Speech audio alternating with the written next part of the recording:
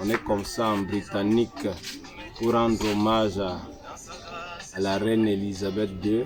Pourquoi? Parce que, comme vous le savez, Frère Branham a prié, ça c'est dans les années 50, pour le roi George VI, qui était le papa de la reine.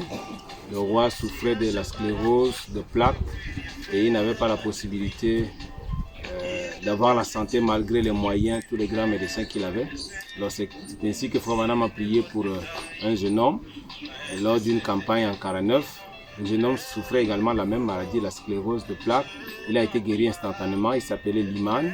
C'est comme ça qu'il a écrit des lettres à ses amis, parmi lesquels le secrétaire du roi de Buckingham Palace, dans le roi George VI.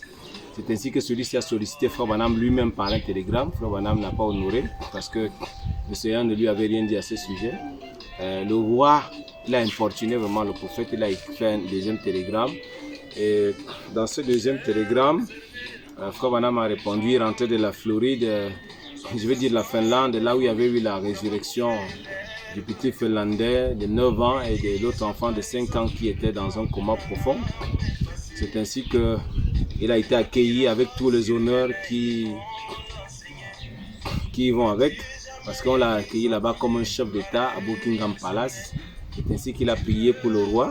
Et le roi a été guéri instantanément lui aussi de la sclérose de plaques. Et le lendemain, le roi a joué à 28 tours de golf, parce qu'avant il ne pouvait pas. Donc c'est un témoignage vivant.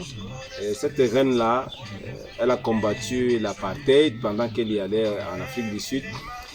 Cela lui a valu les critiques de la première ministre. La toute première femme a été première ministre en Angleterre. On l'a appelée Margaret Thatcher, quelque chose comme ça. Et donc c'était une vaillante femme. Et le prophète est passé par là. C'est pourquoi on a mis ça aujourd'hui, pour rendre témoignage, hommage, je veux dire, à cette illustre personnalité. Frère Branham dit que c'est le royaume le plus puissant au monde. Elle est la monarque la plus puissante. Il n'y a pas plus grand que lui, parce que la Grande-Bretagne, elle couvre des pays comme l'Australie, le Canada, tous les pays du Commonwealth. C'est ainsi que nous avons voulu lui rendre hommage ce matin. Alors que Dieu vous bénisse.